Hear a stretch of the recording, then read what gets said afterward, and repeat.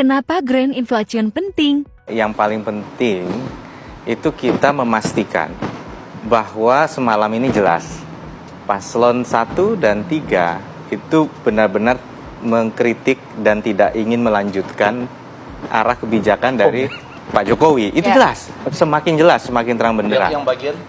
Ya banyak Ada sekali, dari mulai reforma agraria dibilang Food salah estate arah, dari bilang pangan, dari bilang masalah energi hijau.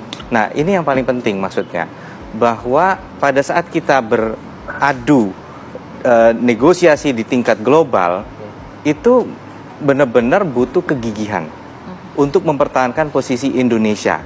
Misalnya, kita tidak mau lagi ekspor barang mentah. Habis kita dihajar melalui WTO, tapi kita tetap firm. Sehingga akhirnya kita bisa menjaga nilai tambah di dalam negeri. Nah, kenapa Greenflation atau LFP ini bukan pertanyaan gimmick? Kenapa? Karena apa? Karena tadi penting bahwa ini adalah arah. Kita bicara peningkatan penerimaan negara dari 3 miliar dolar menjadi 33 miliar dolar. Artinya kita bicara hampir 450 triliun penerimaan negara. Tapi kurang dijelaskan kemarin oleh Gibran. Tapi ini yang paling penting, top of mind. Masyarakat ingin tahu pada saat sebuah isu dilempar, yang ada di top of mind pemimpinnya apa. Karena ini paling penting, yang ada di top of mind Pak Jokowi, Pak Prabowo, dan Mas Gibran adalah kehati-hatian dalam menerapkan prinsip hijau. Kita akan ambil elemen energi atau ekonomi hijau yang kita punya comparative advantage, keunggulan komparatif. Karena yang kita pertaruhkan nasib 270 juta rakyat.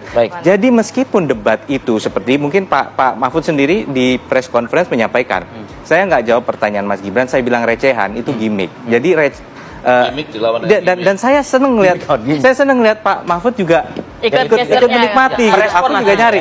Artinya apa, bahwa kita pengen publik jangan ngantuk loh pas dengerin ini. Ini penting, jangan ngantuk.